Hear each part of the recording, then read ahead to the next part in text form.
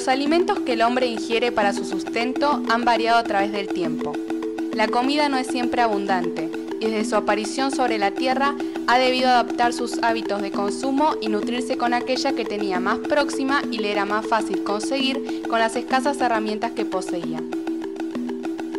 Las hambrunas han sido, por diversas razones, una constante en la historia de la humanidad y numerosas soluciones se han propuesto para mejorar esta situación. Aún en la época actual, millones de personas mueren de hambre cada año.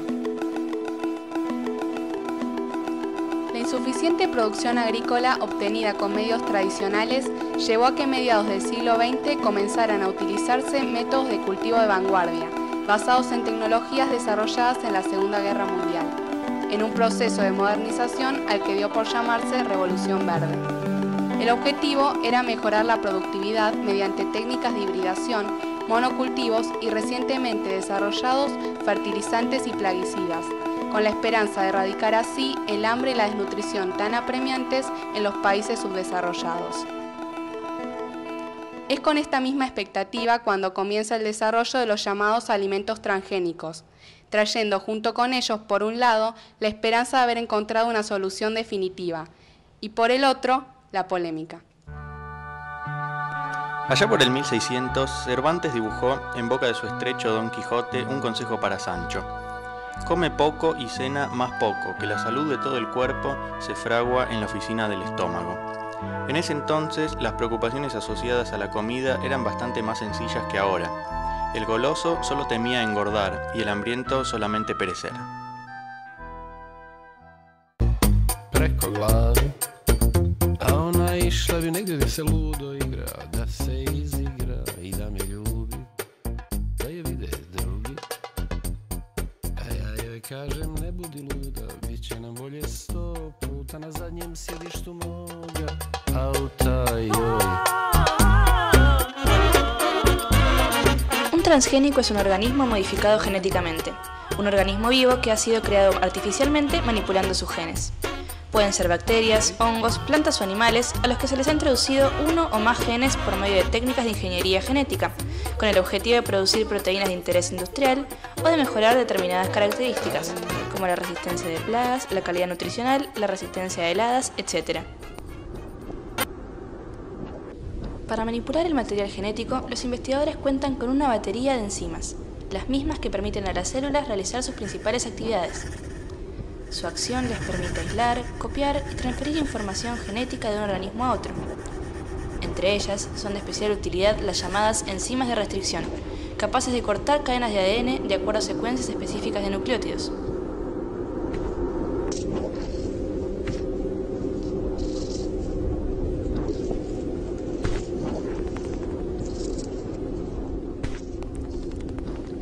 Una vez obtenida la secuencia de ADN deseada, se utiliza uno de 3 métodos para insertar genes de un organismo en otro. El más común implica la utilización de células hospedadoras como vehículos para infectar al organismo receptor, transfiriéndole la nueva información genética. Son generalmente bacterias, la más usada de las cuales es la de E. coli. Otro método usa una corriente eléctrica que crea pequeños agujeros en las células de la planta. De esta manera, queda vulnerable a la infiltración de ADN extraño. Finalmente, está la llamada biobalística o cañón genético, que dispara partículas de oro cubiertas con el ADN modificado, y estas se insertan en las células de la planta. Además de insertar el gen con la característica buscada, hay que lograr que éste se exprese en el organismo receptor. Para ello se utilizan los llamados vectores, moléculas de ADN cuyas características permiten que la secuencia de interés se mantenga y se replique en las células hospedadoras.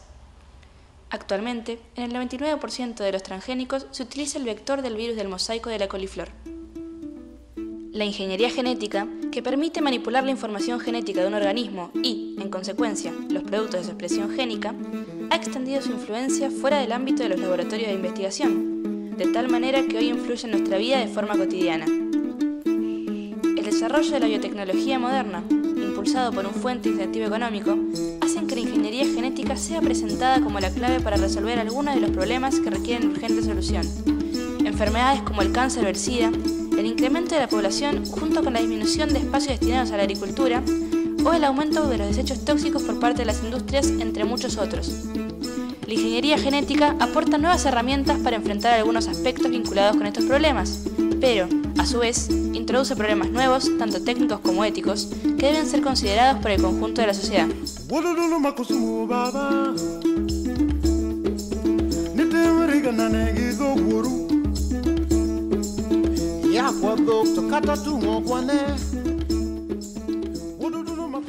Y aquí le tenemos, el vegetal del momento, un pionero para algunos, una aberración para otros. Recibamos con un fuerte aplauso a la patata transgénica. Buenas noches.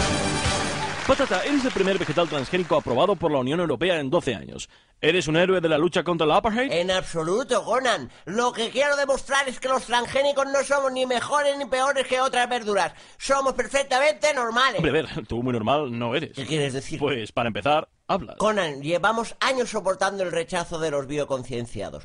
¿Cuánto tiempo creías que íbamos a soportarlo en silencio? Si quieres hablar de pormenores anatómicos, habla con los científicos. Tienes razón. Saludemos al creador de la patata, Dr. Edward P. Aubergine.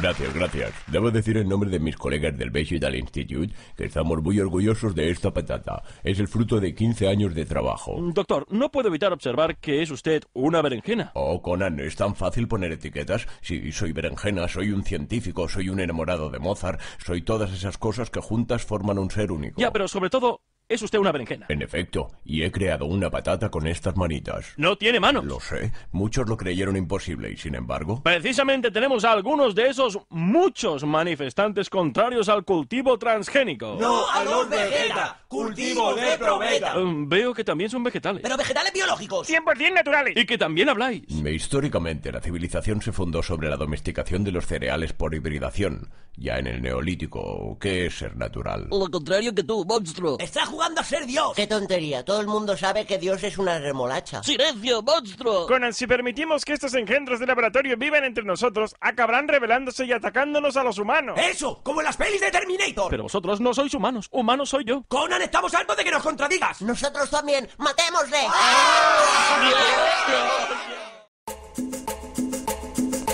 Tanto los opositores como los defensores de los transgénicos tienen fuertes argumentos. A los primeros les preocupa la falta de control que existe sobre los genes introducidos en el genoma de una especie. Sostienen que los genes pueden producir cambios no detectables o impredecibles en dichas especies. Otra preocupación es que los genes introducidos modifiquen la expresión de otros, de modo que se sinteticen nuevas proteínas que puedan resultar tóxicas o alergénicas para los consumidores de alimentos modificados. Por último, muchos advierten que las especies modificadas liberadas en el ambiente pueden transmitir sus genes a especies silvestres emparentadas o a variedades no transgénicas del mismo cultivo. La consideración de que pueda ocurrir este proceso, denominado escape genético, sería de gran importancia, dado que sería irreversible. Por ejemplo, la incorporación de un gen de resistencia a un herbicida permite eliminar las malezas del cultivo mediante el uso de este herbicida, sin afectar a la planta de interés comercial. Pero si este gen pasara a la maleza, provocaría el efecto opuesto al buscado y podría tener consecuencias desastrosas. De modo similar, un transgénico portador de un gen de resistencia a un antibiótico que se incorpora a la cadena alimentaria y fuera ingerido por el hombre, facilitaría la transferencia horizontal de ese gen a bacterias patógenas y así afectaría la eficacia de los antibióticos en nuestra especie. Con todo esto, sumado al temor y las dudas que el mismo acto de modificación genética reporta, no es de extrañar el miedo y el rechazo que muchos sienten hacia estos alimentos.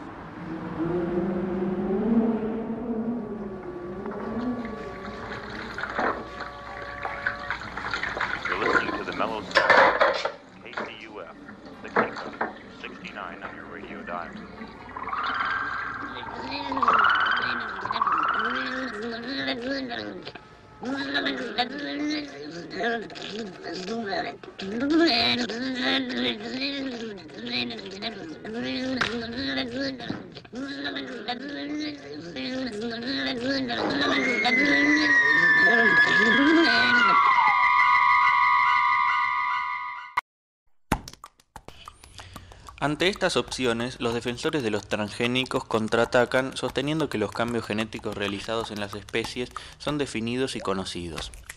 Resaltan además que las ventajas de estos cultivos, como el mejoramiento productivo y nutricional de las variedades modificadas, conllevan un indiscutible beneficio para la sociedad.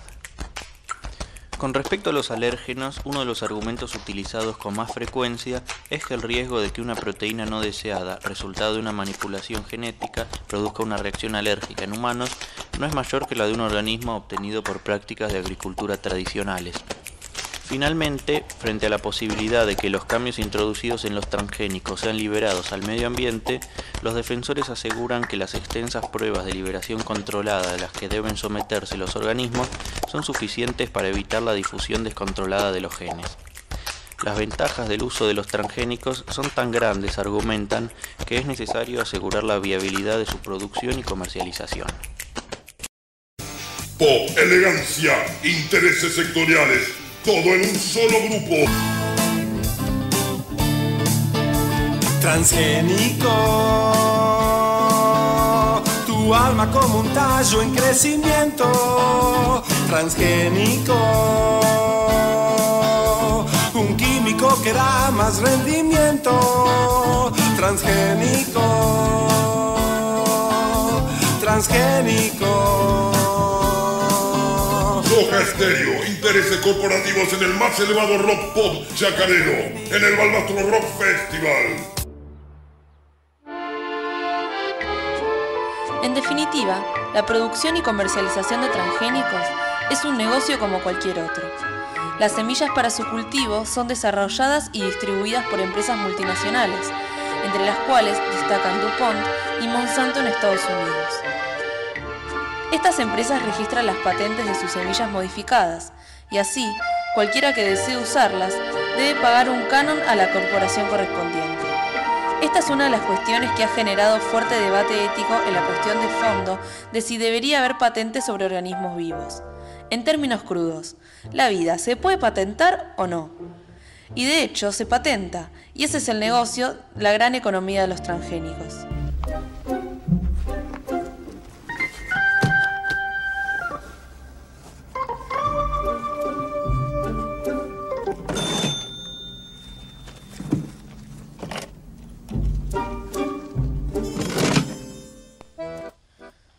El segundo aspecto debatido por la ética es el de la desigualdad económica y la competencia despareja en términos tecnológicos y científicos.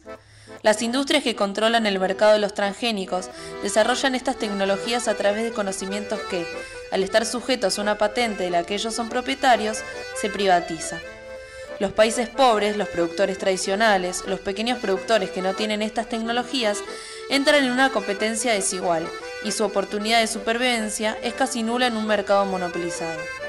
En este sentido, aún los estados con capacidad de intervención tampoco están exentos de sucumbir a sus propios intereses económicos.